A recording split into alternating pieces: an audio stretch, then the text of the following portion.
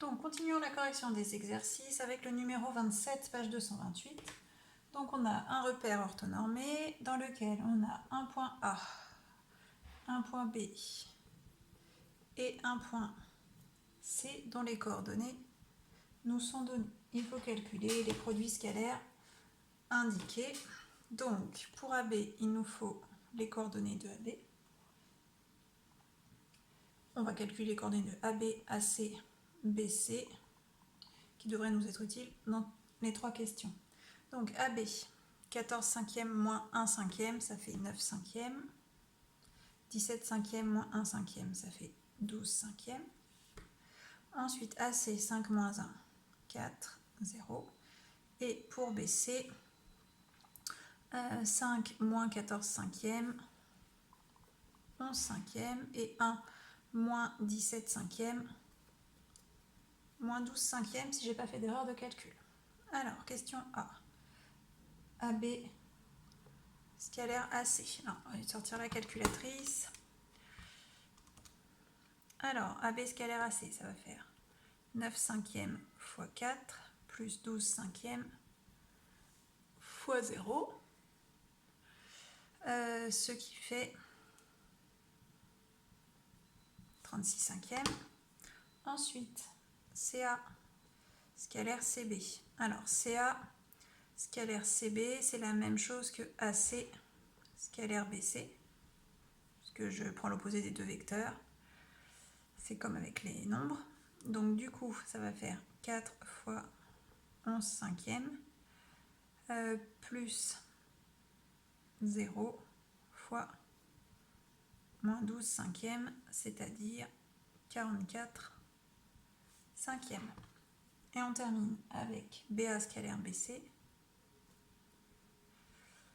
c'est-à-dire moins AB scalaire BC. Je suis obligée de passer par là parce que j'ai mis AB. Donc ça va faire moins, on va mettre entre parenthèses, 9 cinquièmes fois 11 cinquièmes plus 12 cinquièmes fois moins 12 cinquièmes. Donc ça va faire 99 sur 25 moins 144 sur 25. Donc 45 sur 25. Si on simplifie, ça fait 9 cinquièmes. Alors, on me demande si le triangle ABC est rectangle. Alors, pour être rectangle, il faudrait qu'il ait un angle droit. Pour qu'il ait un angle droit, il faudrait qu'il ait deux de ses côtés perpendiculaires. Donc ici, on a vérifié si AB scalaire AC, enfin, on a calculé AB scalaire AC. Donc comme le produit scalaire n'est pas nul, on sait que AB n'est pas perpendiculaire à AC, donc il n'y a pas d'angle droit en A. Ici, il n'y en a pas en C, ici, il n'y en a pas en B. Donc il est non rectangle. On continue avec le 30. Donc dans un repère, on a les coordonnées de 3 points M, N et P. Et on me demande de calculer le produit scalaire Mn par Mp. Donc on va calculer d'abord les coordonnées de Mn. Donc moins 3, moins 2, moins 5, 1, moins 2, 3. Il me faut Mp, 1, moins 2, moins 1, 2, moins 2, 4. Maintenant je peux calculer facilement le produit scalaire. Donc ça va faire moins 5 fois moins 1 plus 3 fois 4, donc 5 plus 12, 17. En déduire une valeur exacte de l'angle PMN. Donc là, il faut qu'on revienne à l'expression du produit scalaire initial avec le cosinus, donc Mn fois Mp fois cosinus de l'angle M. Donc l'angle NMPMN, si vous voulez, c'est pareil. C'est l'angle de sommet M. Alors, et du coup, cette valeur-là, je la connais, ça fait 17. Cette valeur-là, je peux l'obtenir, celle-ci aussi. Du coup, je vais avoir une équation. L'inconnu sera la valeur du cosinus et je pourrai en déduire l'angle.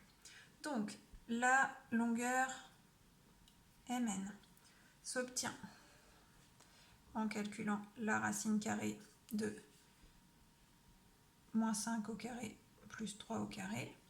Donc la racine carrée de 25 plus 9, donc racine de 34. Je fais la même chose pour MP.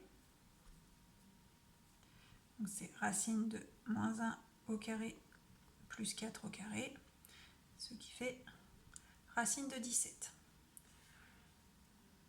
Du coup, je vais continuer. Donc valeur absolue, norme de Mn, c'est racine de 34 fois norme de MP, racine de 17, fois cosinus de l'angle M, et c'est égal à 17. Du coup, on passe ça de l'autre côté, donc ça fait cos M égale donc 17 sur racine de 17 fois racine de 34. Donc 17 et racine de 17, ça peut se simplifier. Je vais obtenir racine de 17 sur racine de 34, ce qui fait racine de 17 sur 34, c'est-à-dire racine de 1 demi, qui peut encore s'écrire racine de 2 sur 2. Donc si vous faites ça à la calculatrice, il y a de fortes chances qu'elle vous donne directement racine de 2 sur 2. On va quand même vérifier. 17 sur racine de 17 fois racine de 34. Voilà, elle vous donne directement racine de 2 sur 2. Et du coup, racine de 2 sur 2, c'est une valeur connue. Donc quel est l'angle qui a pour cosinus racine de 2 sur 2? Eh bien, c'est un angle de 45 degrés ou pi sur 4 radians. Donc les deux derniers exercices seront corrigés dans une dernière vidéo.